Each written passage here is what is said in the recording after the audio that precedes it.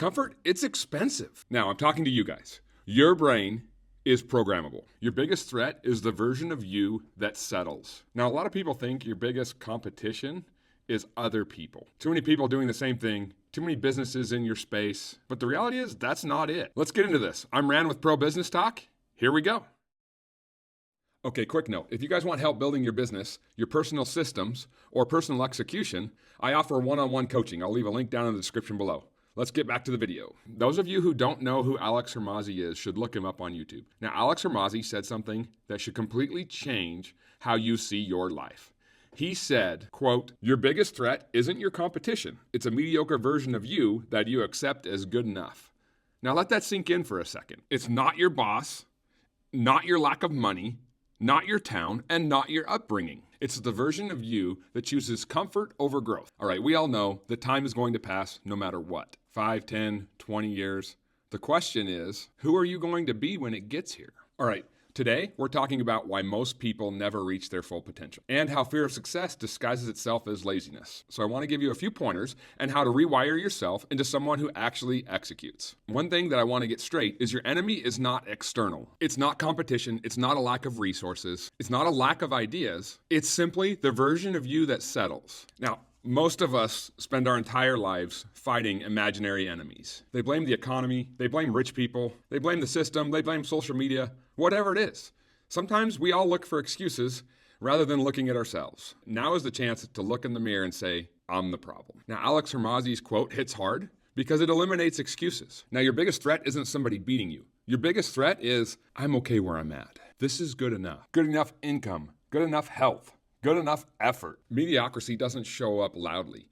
It comes in quietly, and it whispers things like, at least I'm better than most people. At least I'm trying. At least I'm not as bad as I used to be. But average effort produces average lives, and average lives slowly turn into regret. Not because you failed, but because you never fully tried. Most people, they don't lose. They settle. They stop pushing. They stop experimenting. They stop believing that their best years are ahead of them. They decide consciously or unconsciously, this is who I am. And that belief becomes prison. All right, here's what I want you to do right now. Write down what areas of my life am I tolerating instead of improving.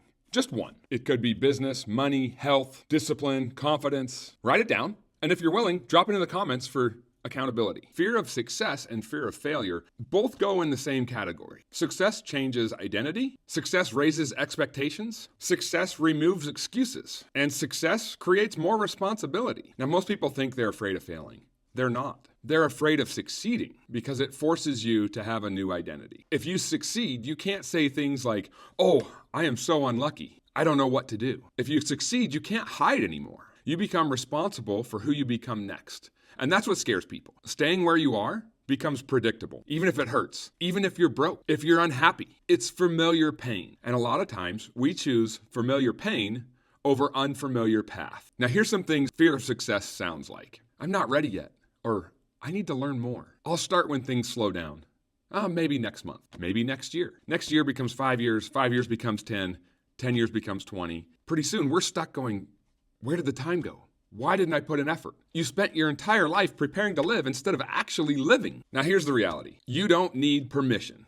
You don't need the perfect time. You don't need to feel confident. You simply just need to move. Confidence comes after action and not before. Now, a lot of times, laziness is misdiagnosed. It's misaligned work, no clear aim, no emotional connection, and no immediate feedback. Napoleon Hill said, a lazy individual is either sick or has not found the work he or she likes best. Now, that statement destroys the idea that people are born lazy. Not one person is inherently lazy. It becomes a learned skill. Every kid you know moves constantly.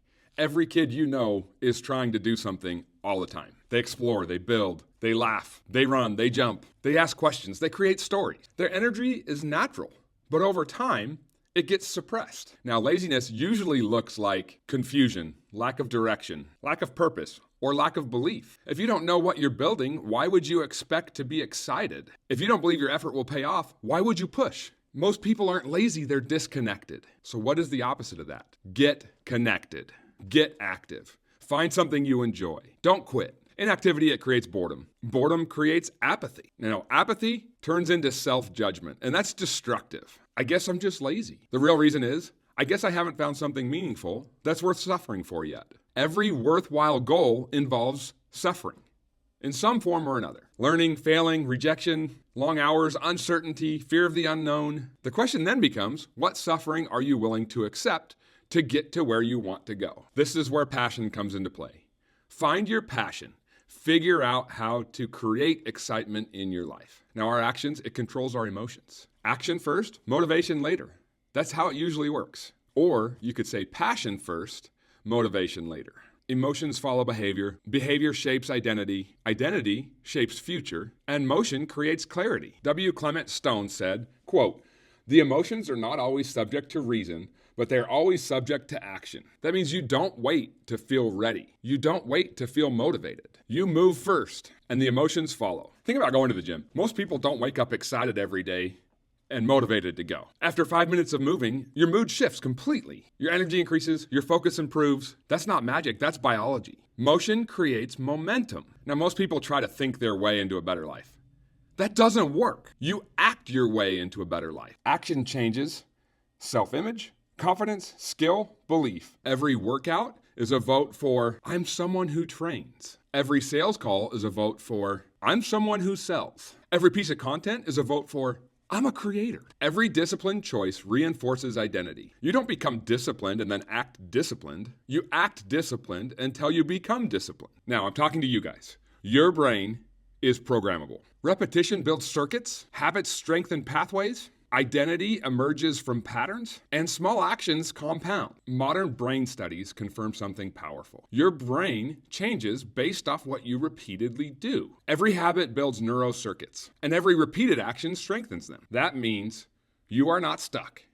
You are not broken. You are not doomed, and you are programmable. Now here's the catch. Your brain doesn't respond to intentions. It responds to repetition. Thinking and talking about changing does absolutely nothing. Watching motivational videos does nothing. Doing changes you. You don't need massive transformation.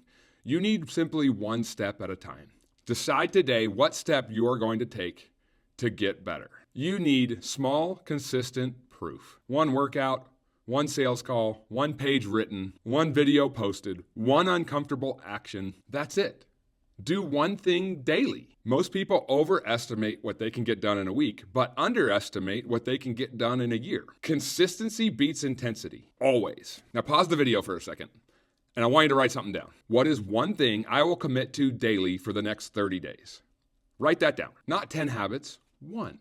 Just one. Simple, small, non-negotiable. Now, if you want accountability, drop it in the comments. Now you posted it publicly.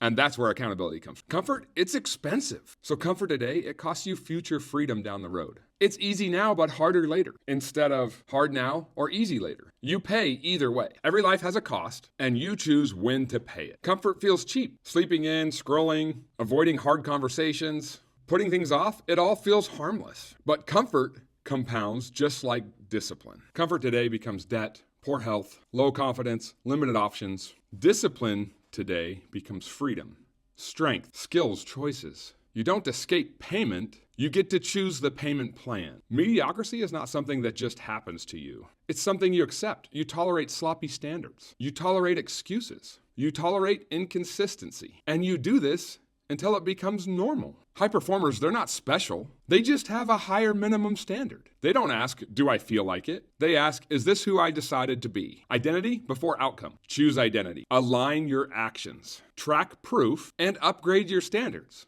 It really is that easy. Stop asking, how do I become successful?